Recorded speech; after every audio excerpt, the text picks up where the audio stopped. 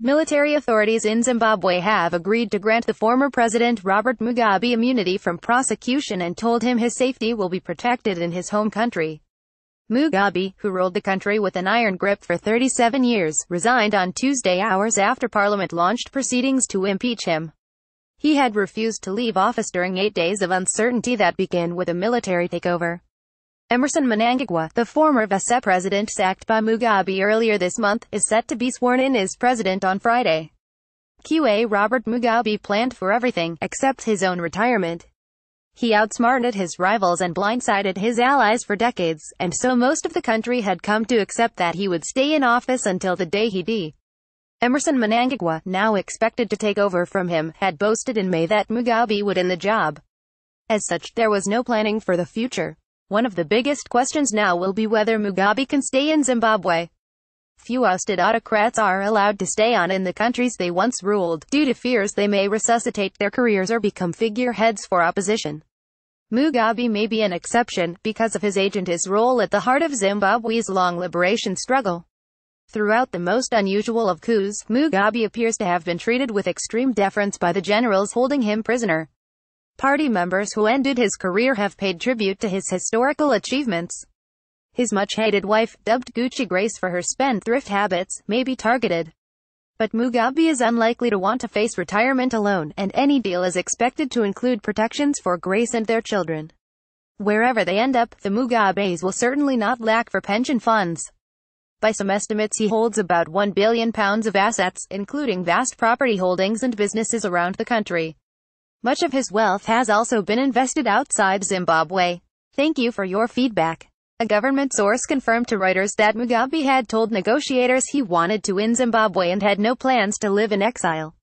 For him, it was very important that he be guaranteed security to stay in the country, although that will not stop him from traveling abroad when he wants to or has to, the source said.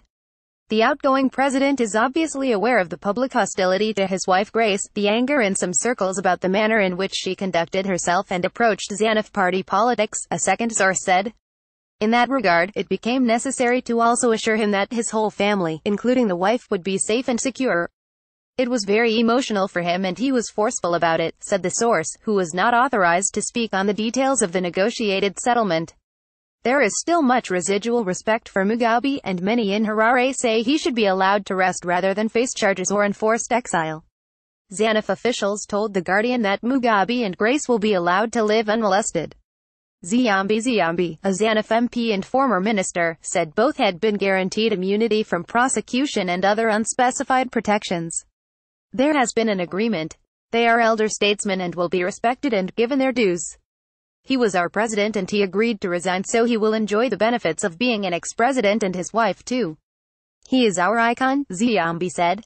Zimbabwe's former vice-president said on Wednesday that the country was witnessing a new and unfolding democracy, as he returned to a jubilant welcome 2 weeks after fleeing to South Africa following his sacking by Mugabe.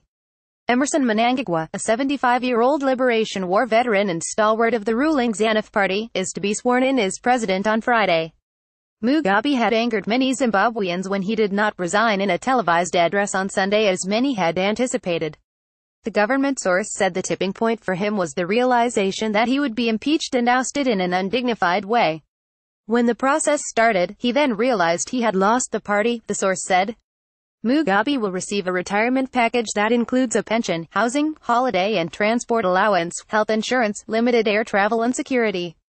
The generosity of the package will anger many in Zimbabwe, where unemployment is as high as 80%. Many live in deep poverty and opposition has been brutally repressed over decades. The aging former president was rugged and drained by events of the past week and may travel to Singapore for medical checks in the coming weeks, the source told Reuters. He had been due to leave for Singapore in mid-November before the military put him under house arrest. Mugabe has always maintained that he leads a frugal life and that he does not possess any wealth or properties outside Zimbabwe.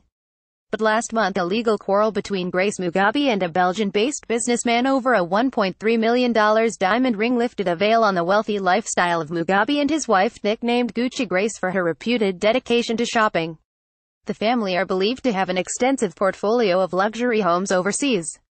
In Zimbabwe, Mugabe runs a dairy business and the family has several farms, while local and foreign media have reported that Grace has bought properties and cars worth millions of dollars in South Africa.